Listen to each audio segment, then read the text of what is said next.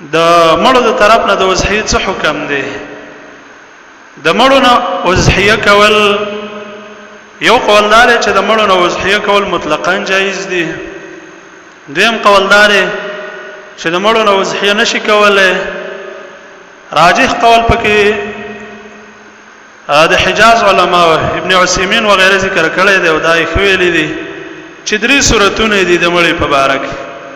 یو صورت دا دی چې کله مړی وصیت وکي بچو ته چې زما بچو چې وسم کېده نو زمانه وضحیه کوي، نو چې د مړو د ورثو مثلا وس کېده د ورثو نو به د مړي نه وضحیه کوي. لکه علی رضی الله عنه نبی صلی الله علیه وسلم وصیت کړو، نو علی رضی الله عنه به ارکال چې ځان له وضحیه کوله نو د نبی صلی الله علیه وسلم د پاره به قربانی کوله، اگر جا سند کې کلام هم شته. دویم صورت دسې ده چې یو سړی ځان له وضحیه کوي او دسې وایي چې الله د دې ثواب مړو ته ورسه طبعا للاحیاء وتویل کېږي.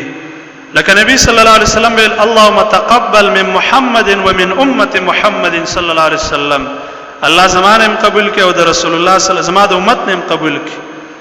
نو نبی صلی الله علیه وسلم دا دعا کوله، نو کو ژوندۍ وکي او طبعا پکې مړ یاد کړي چې الله غي ته مجر ورسې نو دام صحیح ده. او دریم صورت مستقلا د مړو حصہ خستل چې نه وصیت کړي دي او یاد هغه لپاره یو مال خستل د مړو لپاره، نو دا شریعت کې نه دی نقل. دې د وجنه نبی صلی الله علیه وسلم تر حمزه رضی الله عنه پات شوی دی، په شهادت رسول شوی دی، او د رسول الله صلی الله علیه وسلم بیبي خدیجه الکبرى چې رسول الله د هغه په مال باندې مالدار شوی دی او سره د دې نړۍ رمینه او وسکله به یو چيله حلال کړه او د خدیجه الکبرى ملګرو ته به ولېګله بل بدا د هغه ملګری دی. عائشه په لګه خپکېدلم خدای باوجود نبی صلی الله علیه وسلم د دینه وصیه نه کړي. بل پرس کو د مړو نو وصیه جایز وي مستقلا.